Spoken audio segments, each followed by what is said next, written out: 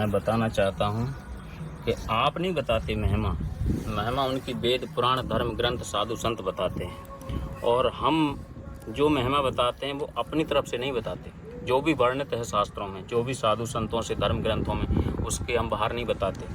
तो माँ नर्मदा की जिसने महिमा जानी और एक बार सुन ली, अगर उसने संत समाज में बैठ के अगर कहीं कथा भागवत में सुन ली, तो वो दूसरी बार ये प्रश्न नहीं करेगा। क्या इस धरती पे कोई ऐसा तीर्थ हो जो बिल्कुल मुफ्त का हो?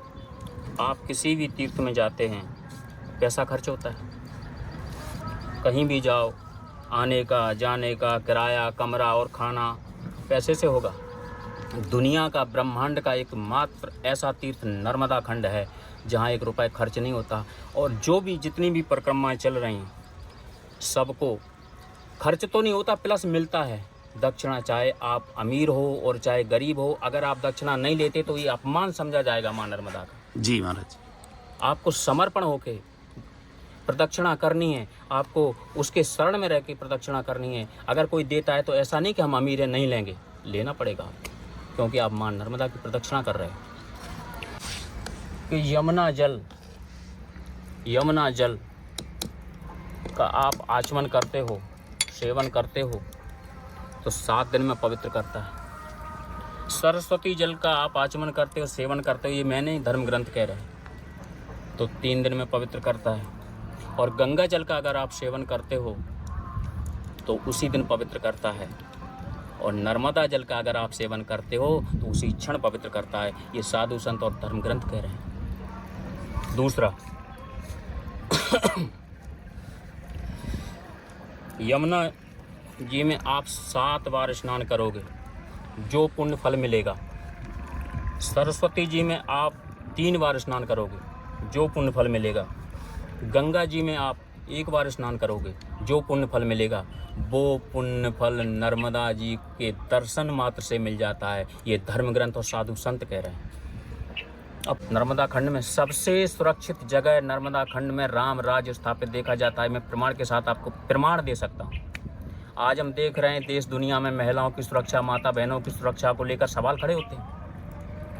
नर्मदा खंड में जो परिक्रमा चल रही है और लाखों की संख्या में चल रही है, कोई थोड़ी बहुत परिक्रमा नहीं चल रही। माताएं बहनें अकेले परिक्रमा करने आ रही हैं और 4000 किलोमीटर की परिक्रमा है।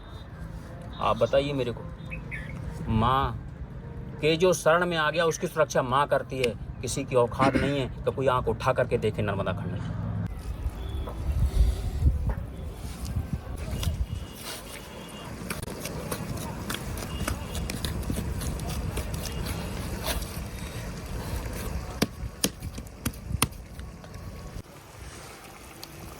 ये गुरुजी ने धनिया डाल दी है। अब महाराज जी ये राम रोड टिक्कड़ बना रहे हैं। ये बहुत ही अद्भुत है और एक ही टिक्कड़ बनता है ये राम रोड। एक टिक्कड़ में जो है 8-10 लोगों की भोजन प्रसादी हो जाती है। जैसे परिक्रमा क्या है, विष्णु पुराण के 5वें अध्याय में लिखा है कि परिक्रमा किस देवी देवता की कितनी करनी चाहिए। अगर कोई सूर्य देव की परिक्रमा करता है तो 7 की जाती हैं। सूर्य 5 देव में एक हैं। सूर्य को कभी जल नहीं चढ़ाया जाता, सूर्य को हमेशा ही अर्घ दिया जाता है। तांबे का पात्र हो, टूटी वाला लोटा हो, जैसे हम शास्त्रों की भाषा में अर्घा बोलते हैं।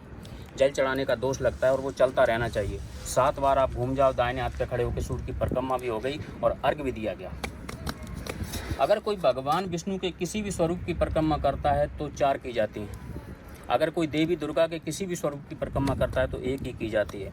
अगर कोई हनुमान जी और गणेश जी की परिक्रमा करता है तो 3 की जाती है। अगर कोई भगवान भोलेनाथ की परिक्रमा करता है तो जलेरी पार नहीं की जाती, आधी प्रदक्षिणा होती है। और हमारे यहाँ देवी देवताओं की नहीं, पेड़ पौधों की परिक्रमा होती है। अगर कोई पीपल, आंवला और तुलसी की पूर्ण प्रदक्षिणा करता है तो 108 की जाती है। 7, 5, 11 करे वो अलग विषय है। तो शनिदेव की अगर कोई परिक्रमा करता है तो 7 की जाती है। गौ माता की कोई परिक्रमा करता है तो 9 की जाती है, श्रृंगार करके। लाइक, सब्सक्राइब एंड शेयर कर दें।